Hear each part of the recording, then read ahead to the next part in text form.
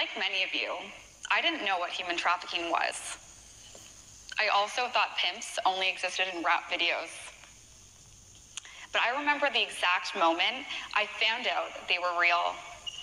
A police officer handed me the book named Pimpology, the 48 Laws of the Game. I started to read and quickly realized that what had been happening to me for the past year had a name. I was human trafficked. Today, I'm going to share with you my story and let you in on the secret to inner peace and freedom. My name is Markie Dell, and I'm a human trafficking survivor. I want you all to think of a teenager you know who's shy, awkward, insecure, has a hard time making friends. That was me. Then a cool girl befriended me. She was everything I wanted to be, popular, had the looks. She wanted to be my friend. She invited me to her birthday party. I happily accepted. She picked me up from my home in Hamilton, Ontario, and she drove me back up to her place in Toronto. We had a fun night celebrating her birthday.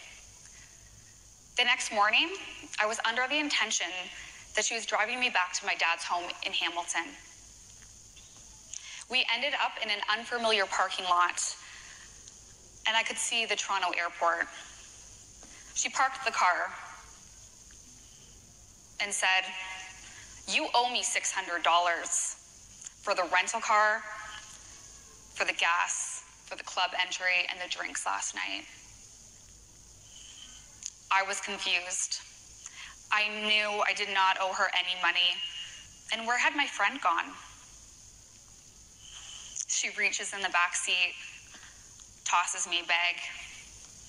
It had a bikini and heels in it, and said, "Go dance."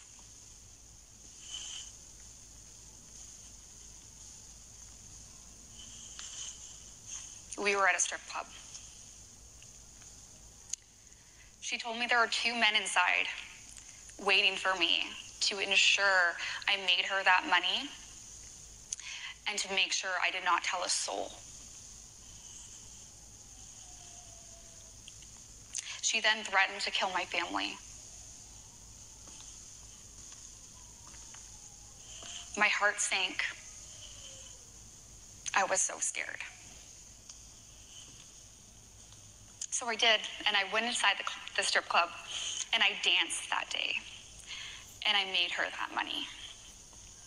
I danced for men, horrified and humiliated.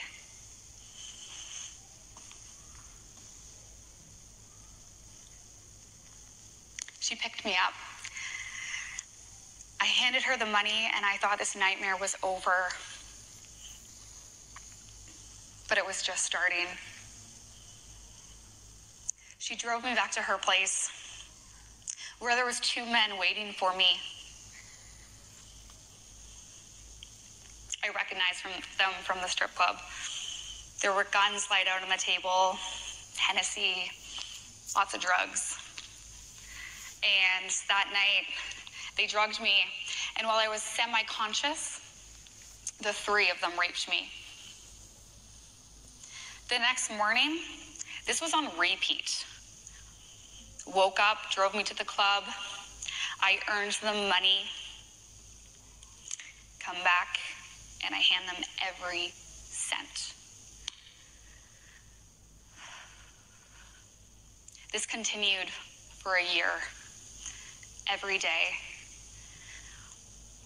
And they got me by intimidation. Physical violence and sexual violence made me stay. I didn't have a choice. There wasn't one.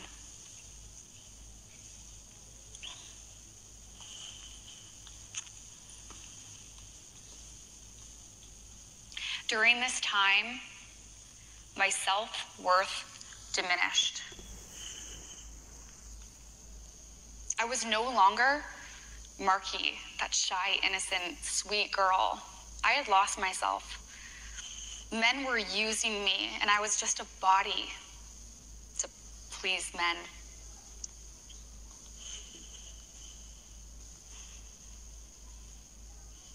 was depressed.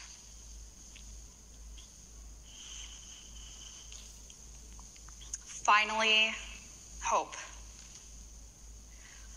After about a year of this, a police officer was tipped off. He came to the strip club and he rescued me right there while I was in my stripper outfit, and he whisked me away to a safe house. I could see my future as bright and hopeful, and I knew that this was the start of something. I felt free. Everything was over. While I was at the safe house, I met amazing people. One volunteer paid close attention to me.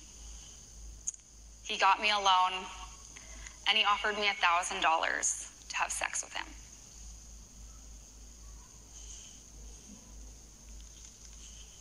I accepted. I had already been doing these dirty things for these men. And during that time in the club, when the club was empty and I knew I couldn't make the money, I resorted to prostitution. So this is something I'd already been doing. And it didn't matter. I was abusing alcohol and drugs, and I just numbed myself. So now I felt on top, and this kind of gave me a sense of freedom. I felt, I'm already doing these things, and now I get to keep the money. So I did.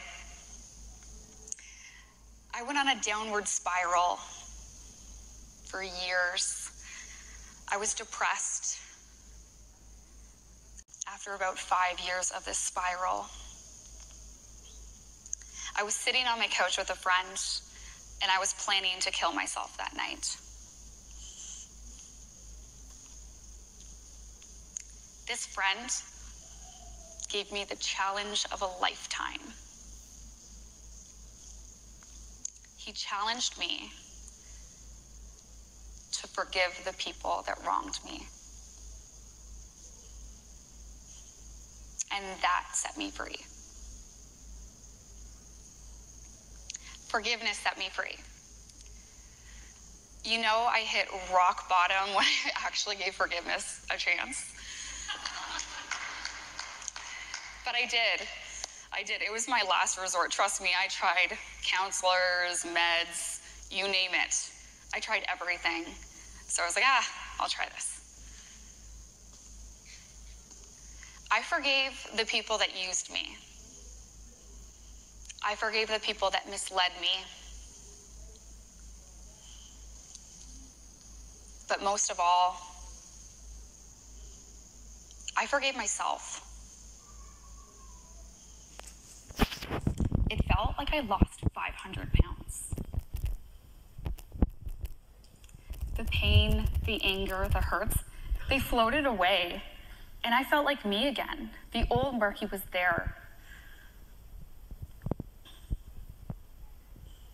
So all I can ask to my traffickers is that you forgive the people that misled you, and that you forgive the people who used you, and you forgive yourself. Stop the cycle. End it with you. All this can end with inner healing. So, to the audience and to everyone watching online, I challenge you to think of those who have wronged you. There's been so many. And forgive them.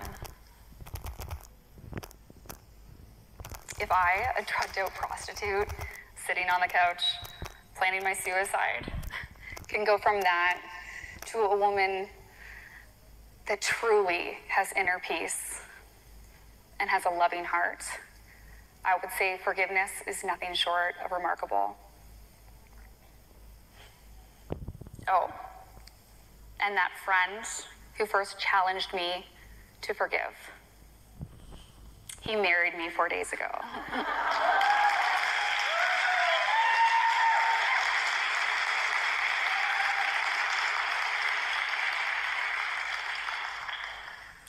Just imagine what could change in your life when you take the forgiveness challenge.